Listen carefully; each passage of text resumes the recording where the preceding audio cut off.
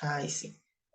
Ya estamos en la segunda sesión entonces de este recorrido por los evangelios sinópticos que vamos a hacer. Ya dijimos que íbamos a mirar paralelamente Mateo, Marcos y Lucas. Juan lo vamos a dejar para un estudio posterior porque es necesario verlo aislado un poquito de los otros tres porque es bastante distinto. Y entonces vamos a ir avanzando por estos tres sinópticos que son los evangelios más parecidos entre ellos en cuanto al contenido, en cuanto a la cronología y todo aquello.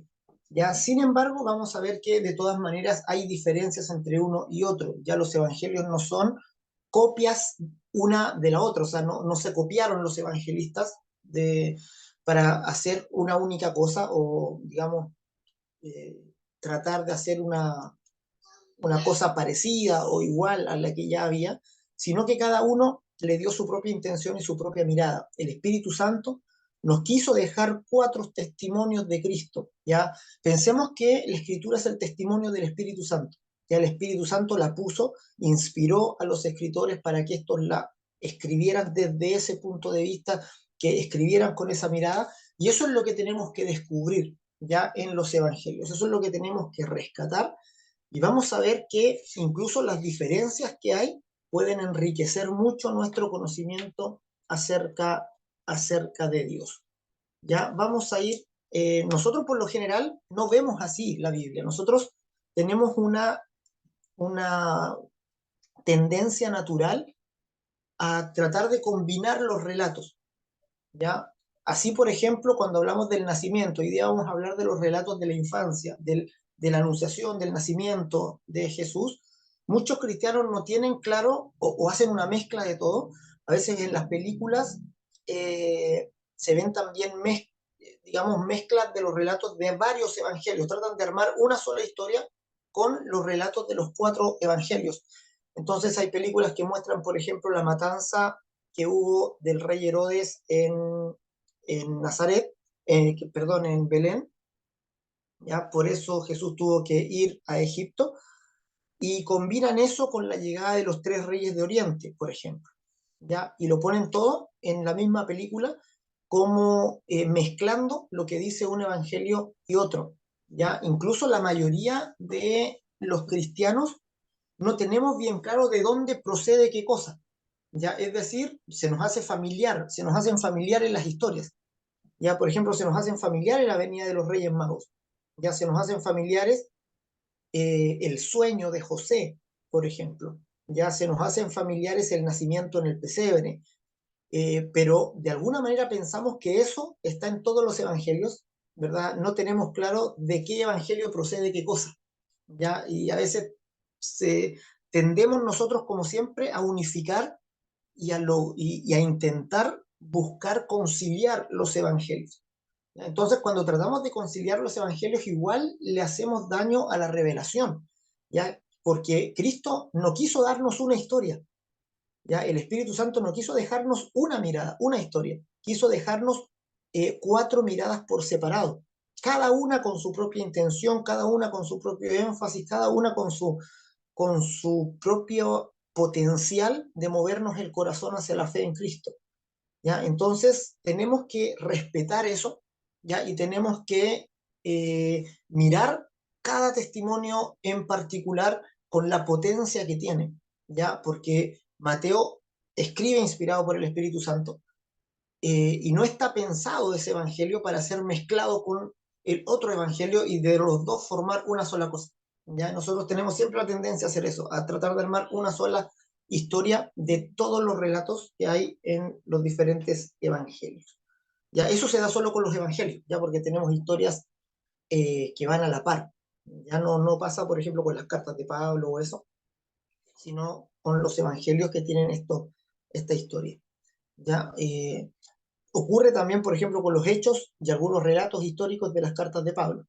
Ya Pablo dice, fui a Tesalónica, sale el viaje que hace por las iglesias de Asia, y en las cartas aparecen también pedazos de esos viajes. Entonces ahí también uno puede armar o armonizar, también tiene esa tendencia de lograr armar el puzzle, digamos, que está detrás de todo esto. Entonces, hoy día vamos a ver el relato de los evangelios que no está en todos los evangelios también. Ya voy a compartir aquí un poquito y vamos a leer algunos textos. Yo quiero que aquí me puedan ayudar también a mirarlos. ¿Ya? Nacimiento e infancia. Anuncio, nacimiento e infancia de Jesús. ¿Ya? En los sinópticos. ¿Ya? Entonces, fíjense cómo está esto aquí armado. La anunciación, por ejemplo, aparece solo en el Evangelio de Lucas. ¿Ya? La anunciación no aparece ni en Mateo, ni en Marcos, ni en Juan. Ya solo Lucas se hace cargo de que hay un ángel que viene y anuncia tanto el nacimiento de Juan el Bautista como el nacimiento de Jesús. Ya el ángel Gabriel viene para anunciar a ambos el nacimiento de Cristo. Lucas también relata el nacimiento de Jesús. ¿Ya? Pero Lucas no muestra los magos de Oriente. ¿Ya? Eso es algo solo de Mateo. Entonces viene la anunciación, el nacimiento, y luego nos muestra a Jesús en el templo. Ya, esa es la ruta que sigue Lucas. Ya, Lucas es el que más información nos entrega del nacimiento y de la infancia de Jesús. Ya, pero fíjense la ruta que toma. Hay una anunciación primero, ya que está en el capítulo 1. Luego en el capítulo 2 nos muestra el nacimiento tanto de Juan el Bautista como de Jesús. Incluso hay ciertos contrastes, comparaciones entre la vida de Juan el Bautista y de Jesús. Y luego nos muestra que Jesús con María vuelven a Jerusalén y están en el templo y presentan a Jesús en el templo. Y ahí hay dos personas que lo ven y que profetizan acerca de Jesús. Ya dos ancianos que están en el templo y que levantan una profecía delante de este niño. Eso es lo que nos dice Lucas. Lo vamos a leer, ahora solo lo estamos enunciando. Ya Mateo no muestra anunciación. Ya Mateo solo nos habla del nacimiento de Jesús. Mateo vamos a ver que se centra más en José como protagonista de la historia. Ya José es el que tiene los sueños, José es el que sabe que tiene, o sea, por quién tienen que ir a Belén. Después José tiene un sueño y tienen que huir a Egipto, y aparece ahí la huida a Egipto, que solo está en el Evangelio de Mateo, en el capítulo 2, ¿verdad? Y luego en sueños se le avisa nuevamente a José de que puede regresar a Galilea porque ya, digamos, ya desaparecieron, han muerto los que procuraban la muerte del niño. ¿Ya? Ese es el rumbo que relata Mateo, ¿verdad? Distinto un poco al de Lucas. Marcos no nos dice nada. ¿Ya? Marcos no nos da pistas ni de anunciación ni de nacimiento. Marcos comienza con el ministerio público de Jesús. Ya Marcos comienza con una breve descripción de Juan el Bautista y luego comienza con Jesús inmediatamente. Y Juan también no le preocupa el nacimiento de Jesús. ¿Ya? Juan nos muestra a Jesús preencarnado. Juan nos muestra a Jesús preexistente. ¿Ya? Nos muestra que Jesús viene de antes de su nacimiento, él ya estaba. En el principio era el verbo y el verbo era con Dios y el verbo era Dios. Ya este era en el principio con Dios, este verbo se hizo carne, ya esa es quizá la única expresión del nacimiento de Jesús, y el verbo se hizo carne y habitó entre nosotros y vimos su gloria, gloria como del unigénito del Padre lleno de gracia y de verdad. ¿Ya? Y en el capítulo 2 comienza inmediatamente con el ministerio de Jesús, con las bodas de Caná, ya inmediatamente. ¿Ya? Entonces, los relatos principales del nacimiento, la infancia de Jesús están en Lucas y en Mateo. Ya de todas maneras vamos a leer los otros dos evangelios para que nos hagamos eh, una idea. Ya, pero vamos a comenzar con estos dos evangelios, ya Lucas y Mateo, y vamos a ir leyendo. Ya, primero solo leamos, no hagamos ninguna conclusión. Ya, leamos los relatos en cada uno de los evangelios. Ya, primero vamos a ver la anunciación. Ya, la anunciación dijimos que solo sale en Lucas. Ya, no sé si ahí mi hermana Katy no sé si alcanza a leer ahí. Ya me puede ayudar con ese. Es Lucas 1, del 26 al 38. ¿Ya? Este es el relato de la Anunciación. Vamos a leerlo, a poner atención, ¿ya? Y prestemos atención a algunos detalles. Ya yo aquí también destaqué algunas palabras como para poder ir viendo algunos puntos importantes de lo que quiere Lucas transmitir. Ya. Anuncio del nacimiento de Jesús. Al sexto mes, el ángel Gabriel fue enviado por Dios a una ciudad de Galilea llamada Nazaret, a una virgen desposada con un varón que se llamaba José, de la casa de David, y el nombre de la virgen era María. Y entrando el ángel en donde ella estaba, dijo: Salve, muy favorecida, el Señor es contigo, bendita tú entre las mujeres. Mas ella, cuando le vio, se turbó por sus palabras y pensaba qué salutación sería esta. Entonces el ángel le dijo: María, no temas, porque has hallado gracia delante de Dios. Y ahora concebirás en tu vientre y darás a luz un hijo y llamarás su nombre Jesús. Este será grande y será llamado Hijo del Altísimo, y el Señor Dios le dará el trono de David su padre, y reinará sobre la casa de Jacob para siempre, y su reino no tendrá fin. Entonces María dijo al ángel: ¿Cómo será esto? Pues no conozco varón. Respondiendo el ángel le dijo: El Espíritu Santo vendrá sobre ti, y el poder del Altísimo te cubrirá con su sombra, por lo cual también el santo ser que nacerá será llamado Hijo de Dios. Y he aquí tu parienta Elizabeth, ella también ha concebido hijo en su vejez, y este es el sexto mes para ella, la que llamaban estéril, porque nada hay imposible para Dios. Entonces María dijo: He aquí la sierva del Señor, hágase conmigo conforme a tu palabra. Y el ángel se fue de su presencia.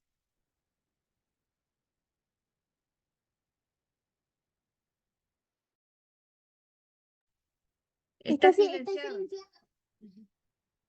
Perdón, ahora sí, hay cosas muy lindas aquí en la Anunciación, ya si nos ponemos a pensar es una muy linda escena, ya es un ángel que se presenta a una virgen y la protagonista de este texto sin duda es María, ya fijémonos que María como que protagoniza esta escena, a María se le presenta el ángel, ya hay un saludo del ángel, salve muy favorecida. Ya a todo esto, nosotros generalmente nos concentramos poco en María, ¿ya? O tendemos poco a hablar de María. No tenemos, por ejemplo, no tenemos empacho nosotros en hablar de las virtudes del apóstol Pablo, ¿ya? Y nosotros decimos Pablo, ¿no es cierto? Pero cuando hablar de María nos da cosa a nosotros los evangélicos, ¿verdad? Porque tenemos miedo de parecer católicos. Entonces, los católicos han claramente divinizado la figura de María al punto de ponerla como mediadora y un poco han tapado la gloria de Cristo con la imagen de María. Eso claramente ninguno está de acuerdo. Pero los evangélicos hemos cometido también el error de no considerar esto, ¿ya? O de no tomar quizás lecciones de esta mujer, porque aquí claramente la escritura está mostrando la humildad de aquella que se dejó usar por el Señor, ya de aquella que permite ya que el Señor obre para que Cristo entre en escena. Ya, y en esta imagen de Lucas, ¿verdad? María es la protagonista, ¿ya? Salve, muy favorecida, ¿ya? Incluso de esta expresión, yo no estoy de acuerdo con los católicos, pero de aquí nace, por ejemplo, la doctrina de la Santísima Concepción, ¿ya? Ustedes saben que incluso hay un feriado, ¿ya? Que es por la Santísima Concepción de María. Entonces, ese es un dogma que nace, no tengo a mano el año, pero es un dogma que nace en uno de los concilios precisamente por esto, porque el ángel le llama salve muy favorecida, ¿verdad? O llena de gracia. Entonces dicen que María era o había recibido esta gracia de Cristo antes de la muerte de Cristo, como que los méritos de la muerte de Cristo operaron anticipadamente en María, perdonando sus pecados y llenándola de gracia. ¿Ya? Entonces, De esta expresión nace un dogma, ya yo pienso a modo personal que es demasiado exagerado, ya porque parece más una salutación formal, ya más que estar diciendo que los méritos de Cristo operaron en ella. Creo que es muy arriesgado dar esa interpretación, ya que se dio en un momento histórico, ya, pero para que sepan que de ahí sale, ya de ahí esa es la justificación de la doctrina de la Santísima Concepción de María, que los católicos defienden, ya generalmente el mundo evangélico no concuerda tanto con eso, ya, pero también he pillado a otros evangélicos que de repente satanizan todo eso, ya, cuando en realidad son diferencias de mirada más que nada. O sea, si alguien cree eso, tampoco es gran herejía, ya tampoco es gran daño que hace. Ya, yo pienso que es demasiado exagerado nomás tomar de este pasaje o de este saludo del ángel, ya concluir que los méritos de Cristo operaron anticipadamente en María, ya, pero es algo, digamos, que se ha discutido a lo largo a lo largo del tiempo. Ya, lo que sí está claro es que María es protagonista y que Lucas quiere mostrar que Cristo finalmente viene a cumplir la expectativa mesiánica de los judíos. Ya, inmediatamente aquí tenemos muchos enlaces con los escritos judíos. Primeramente el ángel Gabriel, ya se nombra el ángel Gabriel, es el único texto que nos muestra al ángel Gabriel, que lo muestra por nombre. ¿Ya? En el libro de los Hechos, por ejemplo, que también lo escribe Lucas, aparecen también ángeles, pero no se les dice los nombres a esos ángeles. Y aquí sí dice el ángel Gabriel. Y obviamente lo enlaza con los escritos del Antiguo Testamento, con el libro de Daniel, por ejemplo. Ya el libro de Daniel también nombra a Gabriel, nombra a Miguel y a Gabriel como arcángeles de Dios o como estos ángeles que vienen a traer el mensaje. Gabriel es el que le trae el anuncio a Daniel, ya cuando Daniel ora, es Gabriel el enviado a revelarle lo que va a ocurrir. ¿Ya? Y de la misma manera aquí viene Gabriel y anuncia el nacimiento tanto de Juan el Bautista como de Jesús. Fíjense lo que dice, le dará el trono de David, su padre. Ya otro enlace con los escritos del Antiguo Testamento. Ya es el nuevo rey David, es el verdadero rey David, es el que se viene a sentar en el trono de David. Los judíos esperaban un nuevo David, esperaban un nuevo reino, ya un hijo de David. Hay muchas profecías acerca del hijo de David en la escritura. Ya cuando uno lee, primero piensa que se refiere a Salomón, quien va a construir el templo, la casa de Dios. Sin embargo, los judíos entendieron que era algo más profundo y hijo de David llegó a ser un título mesiánico, ya de tal forma que cuando viene Cristo se le asigna este título de hijo de David y es, ¿verdad? Aparece, ¿verdad? Muchas veces en los relatos del Nuevo Testamento esta expresión hijo de David. Ya, y reinará sobre la casa de Jacob. Nuevamente, ¿verdad? Está haciendo este nexo también Lucas. Ya, si bien es Mateo el que más escribe para los judíos, Lucas también hace este enlace entre los escritos judíos y Jesús. ¿Ya? Y su reino no tendrá fin. María le pregunta cómo será esto, pues no conozco varón, y el ángel, ¿verdad?, le responde que el santo ser que nacerá será llamado Hijo de Dios. Ya le habla de Elizabeth también. Y María finalmente le dice, he aquí la sierva del Señor, hágase conmigo conforme a tu palabra. Y aquí es algo, es una respuesta muy potente porque María sabía digamos, el drama que venía, el problema en el que se estaba metiendo con esto. Iba a tener que justificar un embarazo, ya, digamos, no estaba todavía con José, entonces iba a ser algo muy complicado para ella, ¿ya? Iba a ser algo muy difícil, sin embargo, ella dice, Señor, hágase conmigo conforme a tu palabra. Ya fíjense que María no duda del ángel, ¿ya? Porque cuando el mismo ángel le da el anuncio a Zacarías, que es el papá de Juan el Bautista, Zacarías sí duda del ángel, ya duda de la palabra del ángel, ¿verdad? Y le dice, ¿cómo puede ser esto? ¿Verdad? Si somos ancianos. Entonces el ángel lo dejó mudo, ¿ya? Hasta el nacimiento de Juan el Bautista.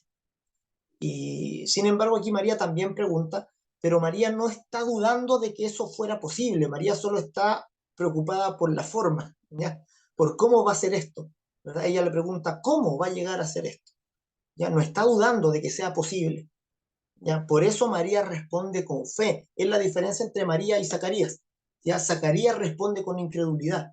Le dicen, tu esposa va a tener un hijo, y él dice, no puede ser, ¿verdad? Es imposible, ¿verdad? Se le estaba diciendo, pero él insistía que era imposible y queda mudo hasta el nacimiento de Juan el Bautista.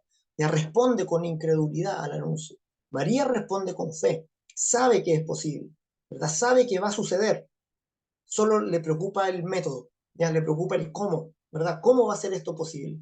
¿Verdad? No dice, esto no va a poder ser. Entonces, el ángel le aclara, ¿verdad? Que el poder del Señor te cubrirá con su sombra y por eso el ser santo será llamado Hijo del Altísimo. ¿Ya? Y es el nacimiento virginal que también de alguna manera esperaban o estaba presente ahí en la esperanza mesiánica y se fue de su presencia. Este es el único relato, ya aquí no tenemos que comparar nada con ningún otro texto. Ya este es Lucas quien nos presenta el único relato de la Anunciación. Ya, según la crítica bíblica, se escribe Marcos en primer lugar, ya, y Marcos no nos da, como ya dije antes, ninguna pista acerca del nacimiento de Jesús. Ya por eso es posible que Lucas haya querido introducir, haya hablado con María. Lucas, dijimos la semana pasada, ¿se acuerdan? No era un discípulo de Jesús. Lucas es un compañero de Pablo, de viaje de Pablo, pero Lucas investiga, Lucas es un historiador. Entonces Lucas, cuando presenta el Evangelio y presenta también el libro de los Hechos, él dice, busco poner por orden todo lo que ocurrió. Es decir, Lucas lo que intenta hacer es investigar y reconstruir ya la historia. Y entonces, seguramente esto lo habló con María, lo sacó directamente de ella, ¿verdad? O del círculo íntimo de Jesús. Ya, esto con la anunciación. Con el nacimiento sí que tenemos que comparar, ¿ya? Porque aquí hay dos evangelios que nos hablan del nacimiento de Jesús. ¿Ya? Y digamos, esta comparación es quizá una de las comparaciones más difíciles, ya que tenemos que hacer, pero tenemos que conocer cómo nos presenta el nacimiento de Jesús Mateo y cómo nos presenta el nacimiento de Jesús Lucas.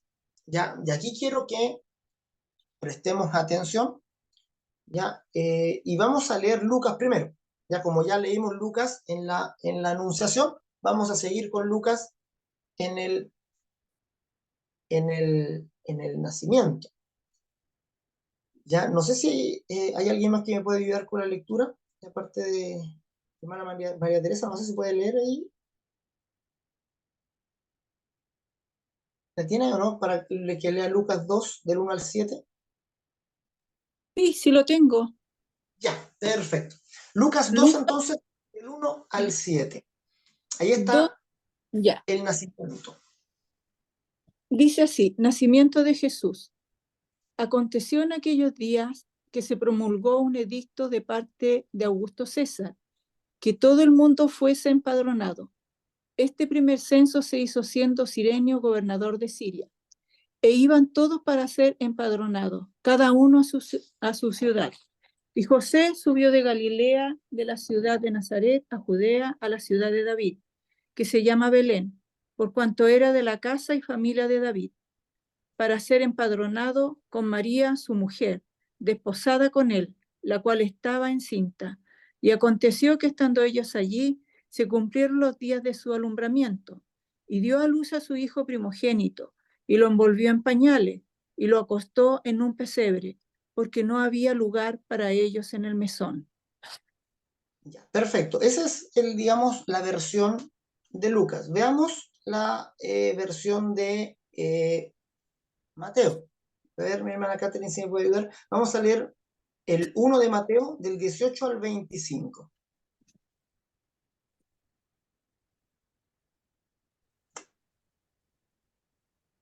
El nacimiento de Jesucristo fue así. Estando desposada María, su madre, con José, antes que se juntasen, se halló que había concebido del Espíritu Santo. José, su marido, como era justo y no quería infamarla, quiso dejarla secretamente. Y pensando él en esto, he aquí un ángel del Señor le apareció en sueños y le dijo: José, hijo de David, no temas recibir a María tu mujer, porque lo que en ella es engendrado del Espíritu Santo es. Y dará a luz un hijo, y llamará su nombre Jesús, porque él salvará a su pueblo de sus pecados. Todo esto aconteció para que se cumpliese lo dicho por el Señor por medio del profeta cuando dijo: He aquí, una virgen concebirá y dará a luz un hijo, y llamará su nombre Emmanuel, que traducido es Dios con nosotros. Y despertando José del sueño, hizo como el ángel del Señor le había mandado y recibió a su mujer. Pero no la conoció hasta que dio a luz a su hijo primogénito y le puso por nombre Jesús. Ya, ¿verdad? Hay un poco de énfasis un poco distinto, ya, pero no es tanto tampoco. Lucas habla de un edicto, ya de parte de Augusto César, es decir, explica el por qué van digamos, desde Galilea hasta, perdón, de Judea hacia Galilea. ¿Ya? ¿Por qué van a Belén de Judea?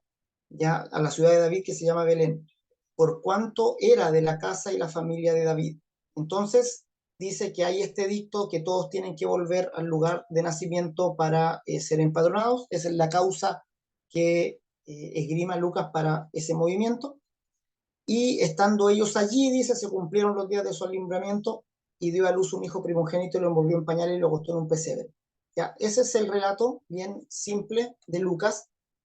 Ya, Mateo se centra en José. Ya, aquí el protagonista es José. Vimos que en Lucas la protagonista era María en el anunciamiento. Ya, María era como la figura central del relato del anunciamiento.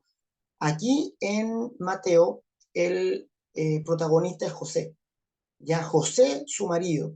Ya, y el conflicto que tuvo José ante el alumbramiento de María.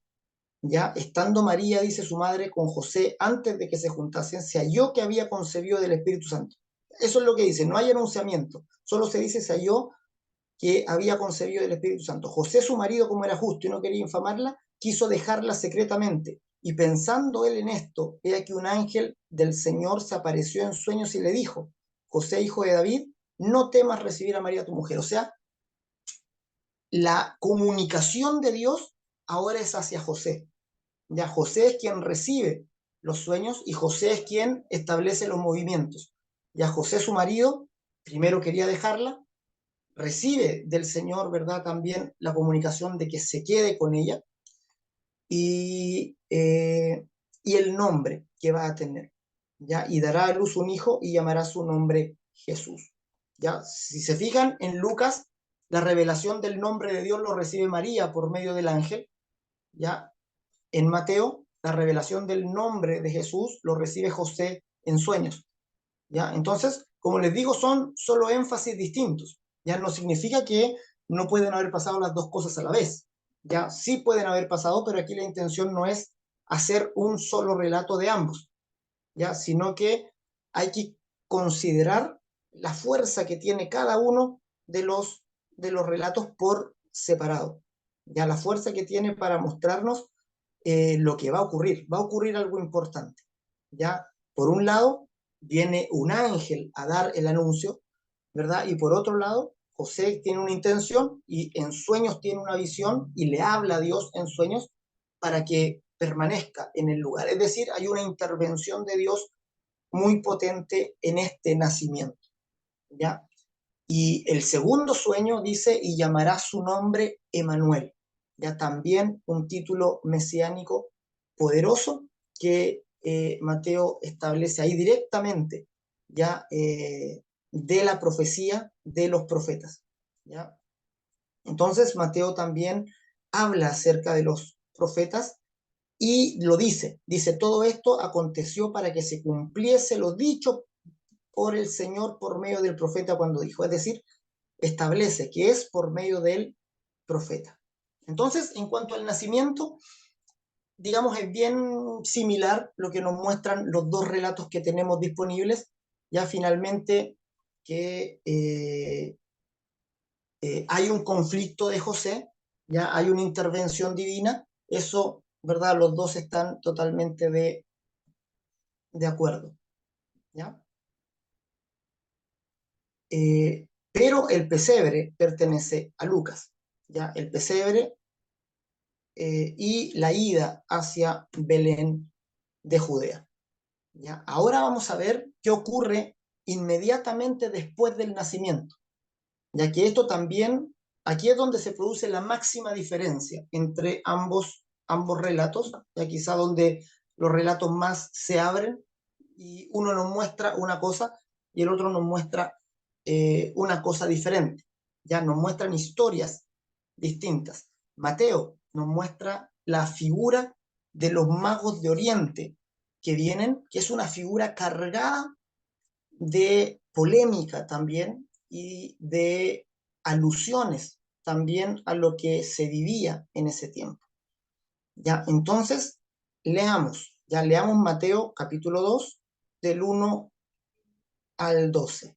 Ya, hagamos esta lectura y luego la comentamos. No sé, hermana María Teresa, si puede leer Mateo 2, del 1 al Amén. 12. Dice así, la visita de los magos.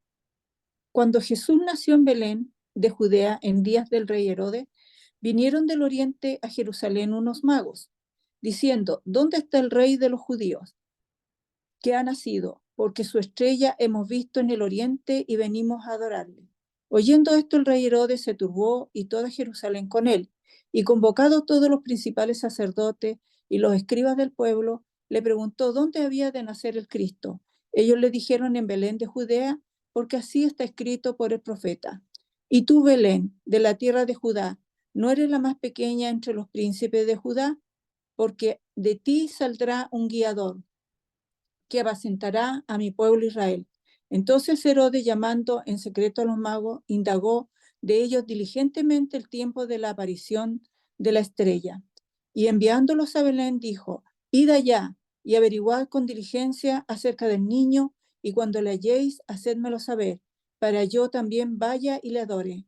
Ellos, habiendo oído al rey, se fueron, y he aquí la estrella que había visto en el oriente iba delante de ellos, hasta que llegando se detuvo sobre donde estaba el niño. Y al ver la estrella se regocijaron con muy grande gozo. Y al entrar en la casa, vieron al niño con su madre María, y postrándose lo adoraron, y abriendo sus tesoros le ofrecieron presente, oro, incienso y mirra, pero siendo avisados por revelación en sueño que no volviesen a Herodes, regresaron a su tierra por otro camino.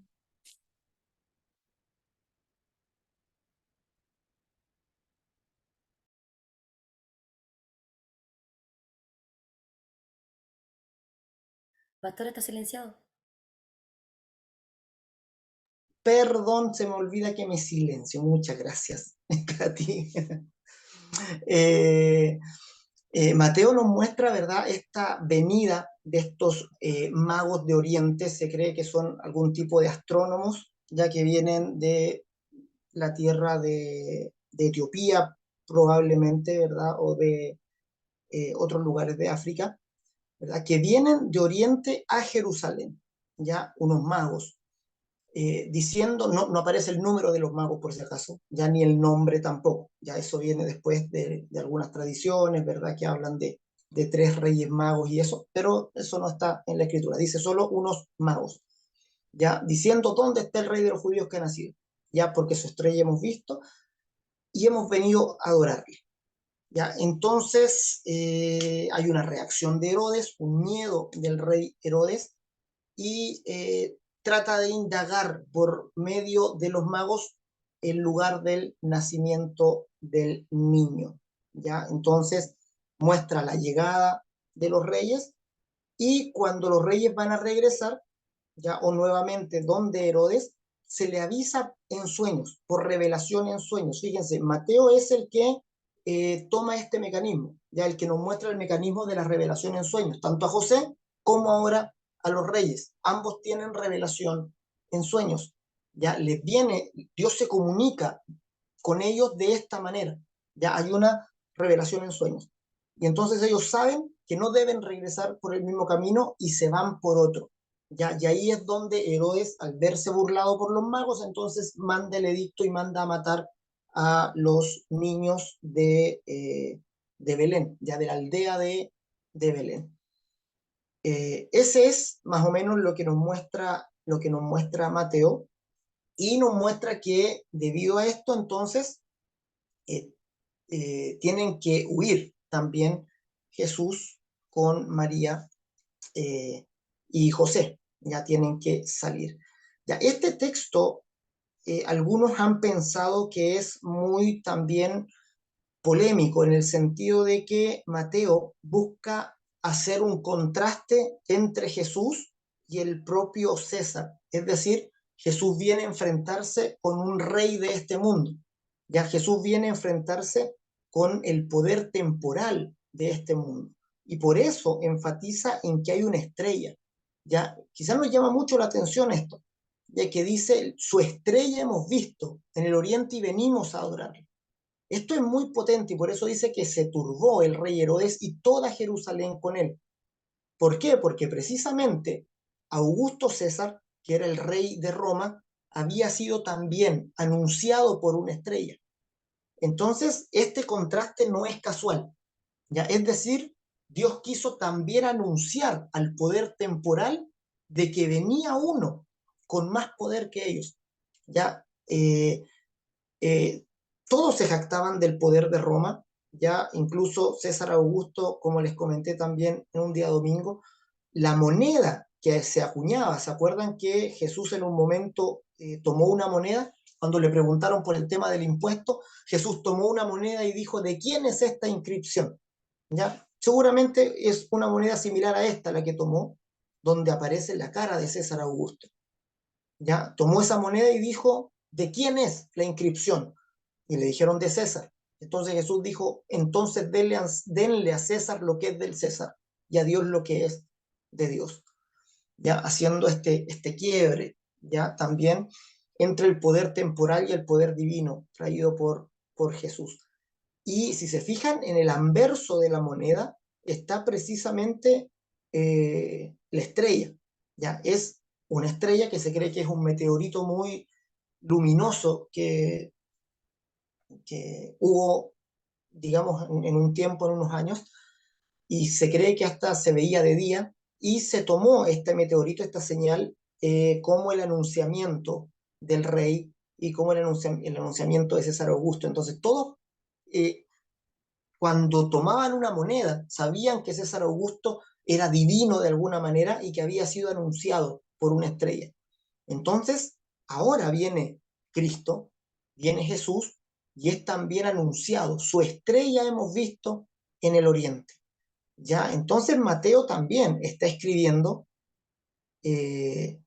un poco, haciendo este escrito un poco polémico, ¿verdad? Mostrando que Cristo viene sobre el poder temporal para gobernar sobre el poder que ya estaba establecido, ¿verdad? Que era el imperio de Roma. Jesús nunca quiso hacer una revuelta en contra de Roma, ya no era su intención, ya no era su ministerio. Sin embargo, se entiende que el reino de Cristo es mucho mayor ya a cualquier imperio de este mundo. ¿Ya? Y es así que cuando lo quiere salvar Pilato a Jesús, ahí se enfrentan los dos poderes, y Pilato le dice, no sabes que tengo autoridad para soltarte y tengo autoridad para condenarte. Jesús le dice, ninguna autoridad tendría sobre mí si no te fuere dado de mi Padre. Es decir, yo tengo mucha mayor autoridad que cualquier autoridad de este mundo. Y eso lo tenemos que tener muy claro nosotros porque es algo que Mateo quiere dar a conocer con esto muy fuerte. Ya nos está diciendo, ya Cristo es mayor que cualquier poder temporal. ¿Y por qué nos quiere decir esto Mateo? Porque nosotros los creyentes sufrimos. ya a manos del poder temporal. Ya nosotros los creyentes muchas veces somos perseguidos por el poder temporal. Ya el poder temporal es lo que muchas veces nos trae mal. O no han estado mal a veces ustedes por las cosas que suceden, ya las carencias que hay, los abusos que se producen, ¿verdad? El poder temporal siempre ha sido como la contraparte del reino espiritual, el reino de Dios.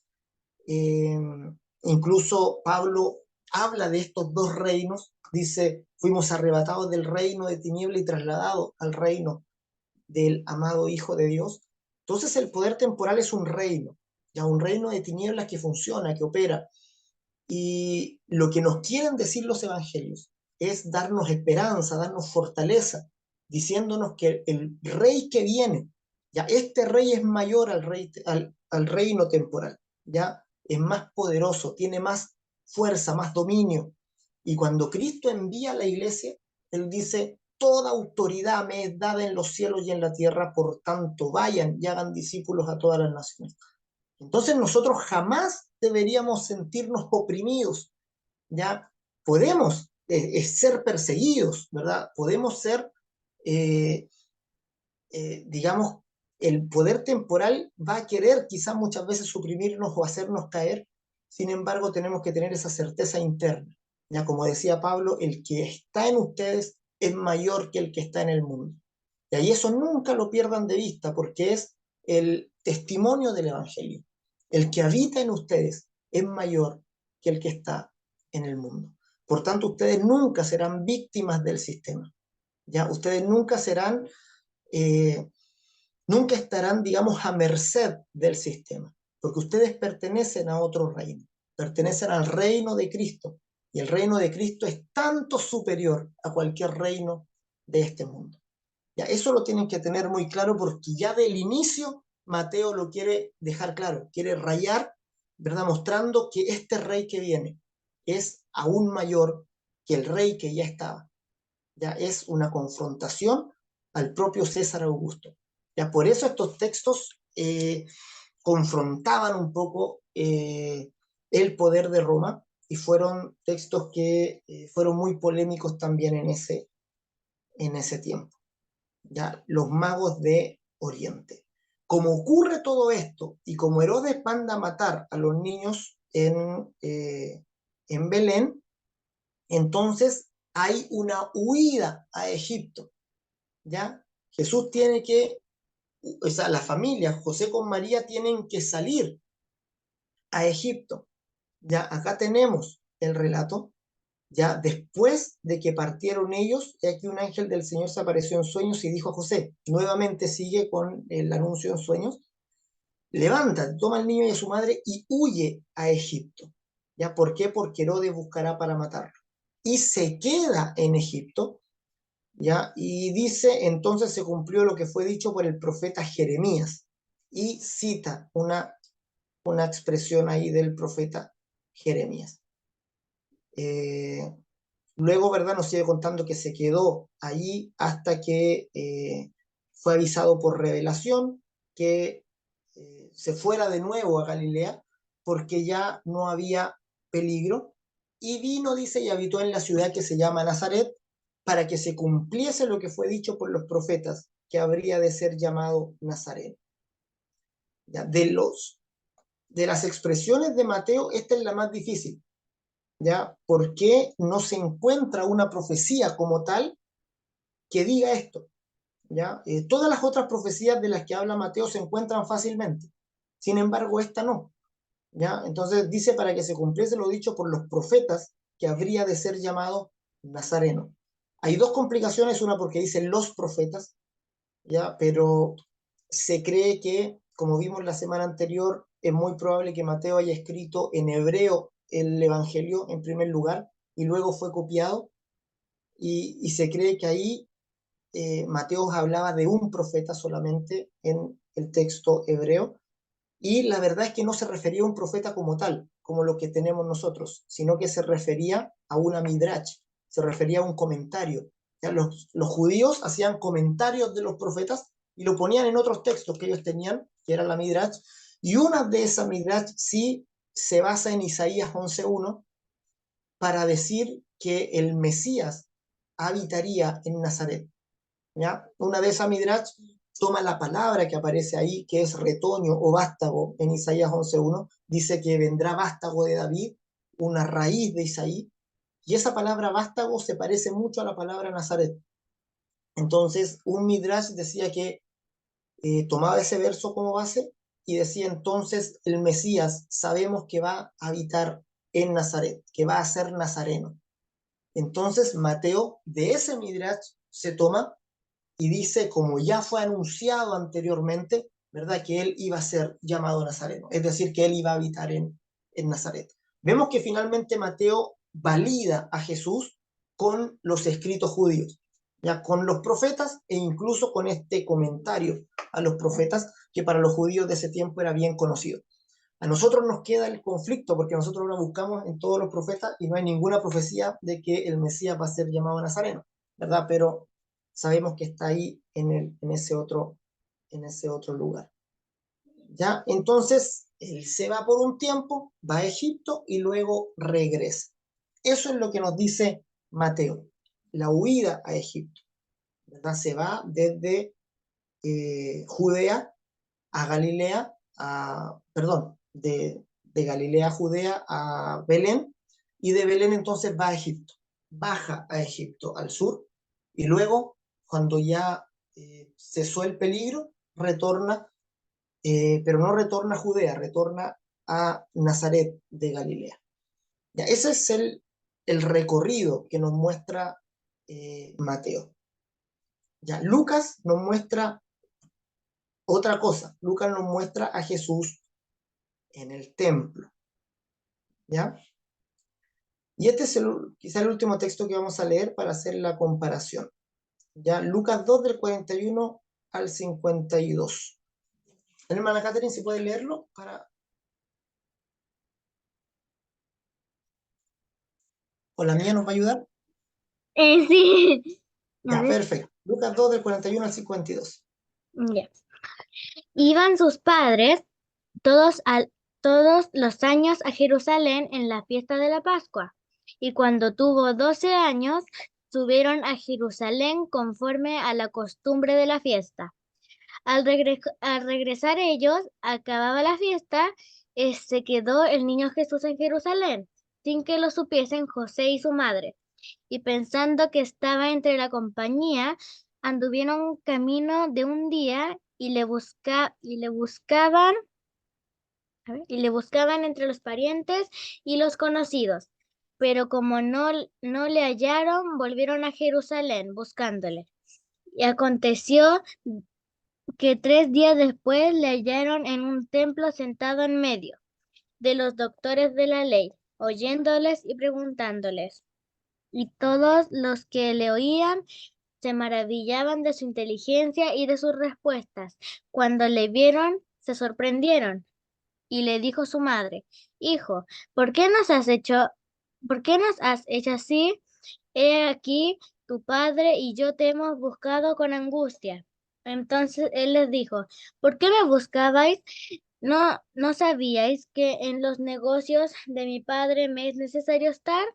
Mas ellos no entendieron sus palabras que les habló. Y descendió con ellos y volvió a Nazaret y estaba sujeto a ellos. Y su madre guardaba todas estas cosas en su corazón. Y Jesús crecía en sabiduría y en estatura y en gracia para con Dios y los hombres.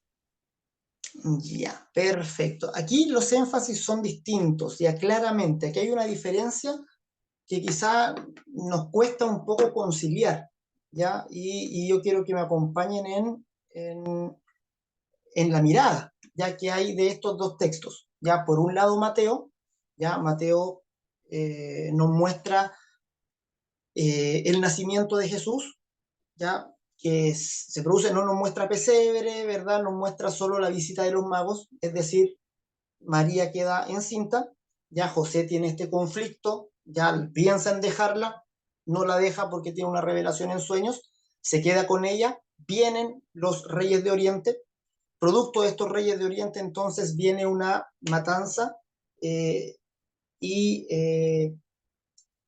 José con María tienen que huir a Egipto, tienen que salir a Egipto y finalmente vuelven nuevamente y no se quedan en Judea sino en Nazaret, y ahí quedan. ¿Ya? Entonces ese es el recorrido. ¿Ya?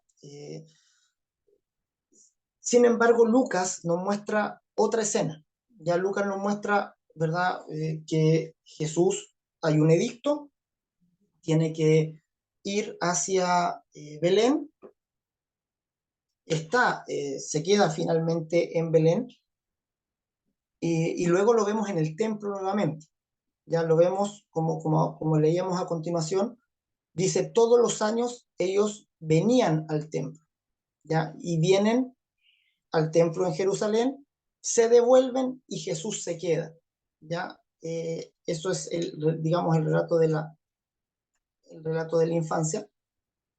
Déjenme ver aquí dónde está no, es el relato de la infancia. Vamos a verlo aquí. Les voy a compartir esto, que no lo tenía ahí en la diapositiva. Déjenme ponerlo aquí y lo vemos al...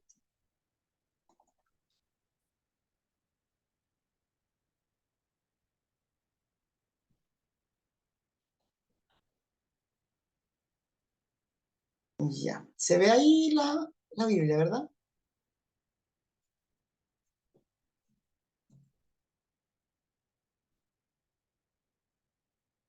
¿Se ve ahí? Sí. Sí, sí se ve. Perfecto, perfecto. Ya, aquí entonces tenemos a Lucas. Lucas, hemos estado leyendo en Reina Valera todo el rato, así que lo vamos a dejar ahí. Ya, el anunciamiento, ¿verdad? La visita de María Elizabeth, ya la profecía de Zacarías, el anunciamiento de Juan el Bautista, nacimiento de Jesús, y luego lo vemos en el templo, ¿ya? O sea, está el nacimiento de Jesús, está la anunciación a los pastores y los ángeles, y luego aparece Jesús en el templo, ¿ya? En los días de la purificación, lo trajeron al templo, y ahí hay dos personas que profetizan, ¿ya?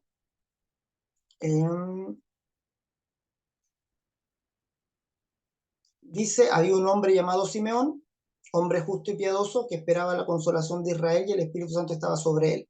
Él da una profecía, ¿ya? Los bendijo Simeón a José y dijo a su madre, y también le profetiza a la madre, ¿ya? Y finalmente vuelven a Nazaret. Después de haber cumplido con todo lo prescrito en la ley del Señor, volvieron a Galilea, a su ciudad de Nazaret. Y el niño se fortalecía y crecía y se fortalecía y se llenaba de sabiduría, y la gracia de Dios era sobre él. Y luego viene Jesús en el templo de nuevo a los 12 años. ¿Ya? Pero lo que nos muestra Lucas no es una huida, ¿ya?, hacia Egipto, sino que nos muestra directamente que vienen a Jerusalén, al templo, ¿ya? Como si no tuvieran miedo de ningún edicto, como si lo dice Mateo, ¿ya? Entonces, cuando tenemos diferencias como esta, yo no sé cuál es o no sé si se habían dado cuenta que existen estas diferencias, ¿ya? Como les dije, nuestra primera tendencia es tratar de conciliarlas, ¿verdad? A decir, es que pueden haber pasado las dos, sí, pueden haber pasado las dos, ¿verdad? Pero uno nos muestra una parte de la historia y el otro evangelio nos muestra otra parte de la historia.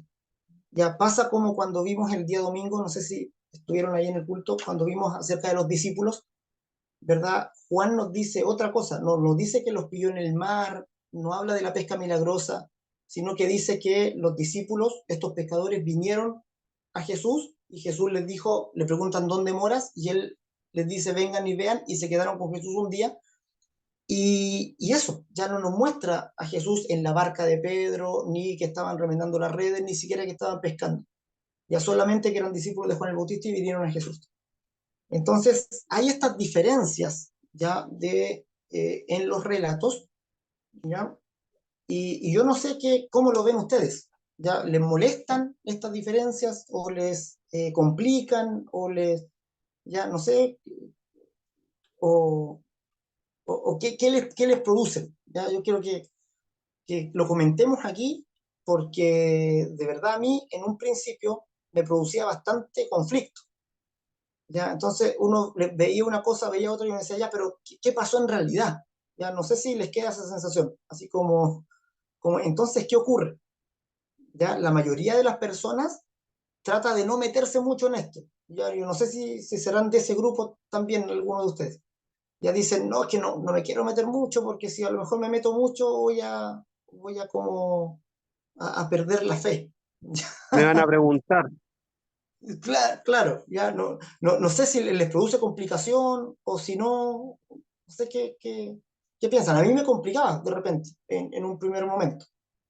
Ya me complicaba ver un relato y después el otro que no coincide mucho. Ya no sé qué piensan ustedes, cómo lo ven, ya, o cómo no sé si hay alguien que quiera compartir, que se ha tenido esta experiencia. ¿Ya? Yo sé que hay algunos cristianos que ni siquiera como que consideran esto, ya no, prefieren no saber, ya qué dice uno y qué dice otro, ya prefieren seguir nomás y yo voy a seguir creyendo en Jesús nomás, pero no creo que sea la mejor posición. La mejor posición es saber que existen estas diferencias y que algunas Ahí, son difíciles de conciliar. en ese miedo es que algunos dicen que la letra mata. Claro, sí, eso Se mismo. Hay un malentienden. grupo, sí, hay un grupo de creyentes, no de una denominación ni nada, sino que un grupo de creyentes transversalmente que dice, chuta, mejor prefiero no meterme.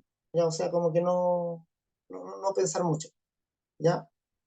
Eh, pero no sé si alguno quiere compartir, porque también les quiero compartir algo, ya que fue eh, un poco lo que... Para mí es ¿Mm? como, siempre lo he visto como es parte de para mí es como un reflejo de la humanidad de Jesús, porque los relatos que tenemos son diferentes testigos de su paso. Y es lo mismo que sucede con cualquier persona. Si uno entrevista a distintas personas que conocen a Pastor Francisco. Unos lo conocen en su rol de pastor, otros lo conocieron como profesor, otros como esposo, como padre. Entonces hay distintas facetas, distintos roles a veces. Bueno, a Cristo todos lo vieron como Cristo, pero aún así tuvieron miradas distintas. Por lo tanto, Claro. le dieron énfasis a distintos sucesos, a distintas palabras que expresó. Pero es como, para mí es normal, pues. Es normal que si es distinto el observador, es distinto el narrador, es distinta la experiencia que vive. Mm. Sí, sí, y eso lo quiero complementar un poco con algo que me ocurrió hace poquito. Ya les quiero contar esta incidencia, no, porque siento que el Señor me ayudó mucho a compartirlo, para compartirlo con ustedes también. Ya, porque no sé si se recuerdan la clase pasada, yo les dije la naturaleza de los evangelios, y les dije los evangelios son una muestra de lo que ocurrió. No es una biografía, ya no tiene la intención de decirnos exactamente todos los acontecimientos que pasaron, ya, sino que es más como un cuadro que una foto. ¿Se acuerdan que les dije eso? Más como un cuadro que una foto. Cuando yo entendí eso, me ayudó mucho a entender que las diferencias entre los evangelios podían perfectamente conciliarse. ¿Ya? Porque yo puedo hacer un retrato de un suceso y otro artista puede hacer otro retrato. Y van a ser distintos, pero de la misma escena. Pero van a ser diferentes porque uno quiere enfatizar una cosa y el otro otra. ¿Ya? Entonces, yo estaba pensando en esto y antes de ayer, fue más o menos día martes, tiene que haber sido, ya tuve un sueño súper lindo, ya que se los quiero contar. Ya no fue que Dios me habló en sueño ni nada, ¿verdad? Pero de verdad fue un sueño bien revelador y o sea, cuando despierto y pienso en el sueño, como que yo dije algo muy parecido en lo que hacen los evangelios con Jesús. Y el sueño era el siguiente. Ya se los voy a contar acá, así fuera de, fuera de la clase, digamos. ¿Ya? Y fue con respecto a la plantación de la iglesia. Fue con respecto a Petra. ¿ya? Y entonces estaba yo en el sueño y alguien me preguntaba acerca de la iglesia, de cómo había nacido, ¿ya? Y yo le empezaba a contar, y cuando le contaba yo vi una escena, como que fuera una película, ¿ya? Así como una escena de una película. Entonces nosotros estábamos, ya, en la iglesia que estábamos anteriormente, estábamos con mi familia y le decíamos a la iglesia que íbamos a salir a plantar y que íbamos al proyecto y todo, y nos abrazaron, ¿verdad? Nos desearon, digamos, los éxitos y todo eso, que fue algo que ocurrió en el culto de envío. Y nosotros salimos de ese lugar, pero salimos caminando hacia la Plaza Bicentenario. ¿Ya? Era como que salíamos de la iglesia y caminábamos hacia la plaza, ¿ya? Directamente. Y a medida que íbamos avanzando, se iban juntando personas. Y entonces incluso yo vi a algunos de ustedes que aparecían en el camino, ¿verdad? Y en el camino nos abrazábamos, ¿verdad? Y uno nos decían, vamos juntos, ¿verdad? Démosle con fuerza, y nos animaban en el camino, y caminábamos, y después un poco más adelante se unía otro, y nos abrazábamos también, y seguíamos caminando juntos, y llegamos a la Plaza Bicentenario, y ahí hacíamos un culto, y ahí celebrábamos la adoración. Entonces era como una escena de una película, donde salíamos de un lugar, caminábamos y llegábamos a otro, y ahí rendíamos el culto. Y cuando yo despierto, yo dije, oye, esta cuestión no se me pudo haber ocurrido a mí. O sea, yo nunca lo... O sea, la escena mostraba de verdad lo que pasó, pero no mostró, digamos, la historia tal como fue, porque obviamente nosotros nos salimos del culto y nos fuimos caminando para allá, ¿verdad? El culto sucedió meses después, ¿verdad? Pero yo también pensaba, si yo tuviera que contar la historia en un libro, es mucho mejor contarla con esa escena, ¿verdad? No porque quiera mentir, yo decía, la escena cuenta toda la verdad, es muy representativa, ¿verdad? De lo que ocurrió en realidad, ¿verdad? Incluso tiene más poder, digamos, de mostrar todo lo que ocurrió muy, digamos, en una sola escena, ¿ya?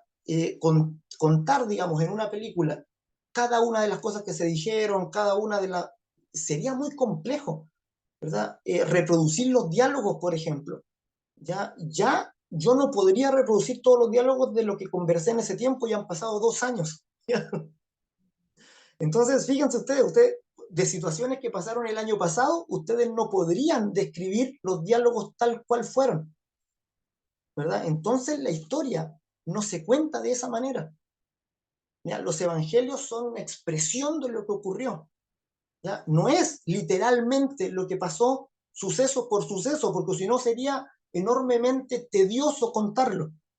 ¿Ya? Un evangelio quizás sería muy largo, tendría muchas secciones, sería mucho más complicado, ¿verdad? Más difícil y sería hasta no práctico hacerlo. ¿Mm? Entonces, cuando yo despierto y veo esa escena, yo dije claramente, esa escena no fue literalmente lo que pasó, ¿verdad? Pero si se quisiera mostrar, ¿ya? En una película, esa escena sería maravillosa de mostrar. Entonces, muchas veces, no sé si ustedes han visto, sí, pelearíamos. Entonces, no sé si ustedes han visto películas que dicen basada en la vida real. ¿Mm? Entonces, obviamente, las películas basadas en la vida real muestran escenas que quizás no ocurrieron, pero, digamos, al verlas sabemos lo que ocurrió, o sea, representan lo que ocurrió y pueden quizá tomar mucha información que ocurrió en mucho tiempo en una sola escena, ya, con fuerza, la muestran. No es que quieran mentir, ¿verdad? No es que quieran distorsionar lo que pasó. Muchas de esas películas lo que quieren es reflejar exactamente y lo más fielmente lo que ocurrió, pero para hacerlo necesariamente tienen que condensar y tienen que mostrar también poéticamente ciertas cosas, ¿ya? Entonces, eso es lo que quiero que entiendan, ¿ya? Y le demos el valor al Evangelio como tal, ¿verdad? Entonces, cuando yo pensaba en eso y pensaba en los Evangelios, sentía del Espíritu Santo que Él me decía, confía en mí. O sea, yo quise darte ese relato, ¿ya? Quise que lo recibieras de esa manera. Entonces, cuando leamos los Evangelios, creamos que eso ocurrió así, ¿ya? Y que las diferencias no nos desanimen en la fe, ¿ya? Porque algunos nos desaniman en la fe, ya dicen, chuta, pero es que aquí dice esto y aquí dice esto otro, y como que dudan, ¿ya? ¿Verdad? Entonces, la invitación es a nunca dudar de que eso es real, ¿ya? Incluso cómo lo muestra representa mucho más la realidad que si lo contara cronológica, históricamente preciso, ya fuera históricamente preciso. ¿Ya? Entonces, los evangelios son esta pintura de Jesús, ¿ya? Ese reflejo de lo que ocurrió, pero obviamente muchas cosas están condensadas, interpretadas, nos muestran una escena, ya eh, que nos sirve a nosotros, ¿verdad? Para producir la fe en el corazón. Entonces, recibamos los evangelios con alegría, ya con gozo, ya leámoslo, ¿verdad? Y veámoslo como que fuera una escena, ya una escena que nos muestra la verdad, cómo la necesitamos recibir nosotros el día de hoy, ¿ya? Y no nos desanimemos por eso, ¿ya? Entonces, esa es más o menos la invitación, ¿ya? Yo sé también, pues, si sus vidas también fueran reflejadas en una escena, quizá tendrían que condensar muchas partes, ya muchas situaciones. ¿Ya? Esto fue algo que ocurrió en pocos meses. Imagínense la vida de Jesús, que son 3 años. ¿Ya? 3 años relatarlos en un libro no es cosa fácil. ¿Ya? Entonces, eso quería comentarles, porque de verdad después que tuve ese sueño, como que se me aclaró mucho más la mirada, digamos, de cómo mirar los evangelios, de cómo ver los evangelios, y tuve esta también certeza de recibirlo, ya, y de recibirlo sin cuestionar si esto fue así o no, ¿ya? Sino que creer en el Espíritu Santo, ¿ya? Y recibirlo con gozo. ¿Ya, mis amados? Entonces, eso es, ¿ya? Eso es. Tomemos las diferencias como lo que son, ¿ya? Porque algunos critican a la Biblia por esto. Dicen, es imposible que las dos cosas hayan ocurrido. Imposible que Jesús haya a la vez arrancado, huido a Egipto, y por otra haya venido todos los años a Judea al templo, ¿ya? Es decir, no son compatibles ambos relatos, ¿ya? Y de esa manera atacan al Evangelio y dicen el Evangelio no está contando lo que en realidad ocurrió, ¿ya? Nosotros recibámoslo con fe, sabiendo y confiando en el Espíritu Santo, que es lo que necesitamos recibir, ¿ya? En algún momento la huida a Egipto y el regreso nos va a inspirar. En otras ocasiones, ¿verdad? La ida de Jesús al templo va a significar algo muy potente para nosotros. Ya recibamos los testimonios de los evangelios, ¿ya? Y Juan, por último, solo para, eh, para nombrar a Juan, que nos muestra Jesús, no históricamente. Ya Juan nos está contando lo que él fue testigo, nos está contando cómo él ve a Jesús en el Espíritu, ya cómo él sabe que es Jesús espiritualmente. Ya nos muestra a Jesús en su condición anterior al ser humano que se puede ver.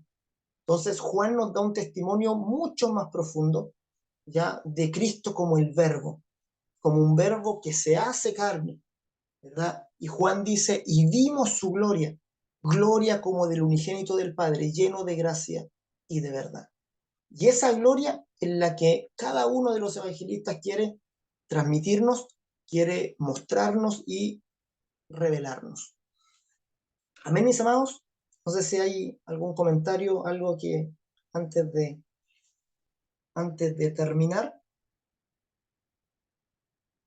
pregunta, comentario, chiste para después, como siempre. Y ya, con eso estamos entonces. El Señor les bendiga, que el Señor les guarde, les proteja y que nos inspire también, ya mediante este anuncio de quién es Cristo, de quién es Jesús en nosotros. Un abrazo, mis amados. El Señor les bendiga mucho. Mi hermano Mauricio está ahí. Bendiciones. Está en la casita ahí. Dios lo bendiga. Katy, Dios te bendiga mucho. Bendiciones. Saludos, Eduardo. Bendiciones, pastor, bendiciones a Mi todos. hermano Susana también, mi hermano Mauri. Está la Fabi, la pastor. Carito. Muy bien. Chao, chao. Diga mucho, chiquillos. Chao, chao, pastor. Bendiciones. Bendiciones. Saludos Bendiciones a Israel. todos. Mi hermana Norma, bendiciones. Bueno.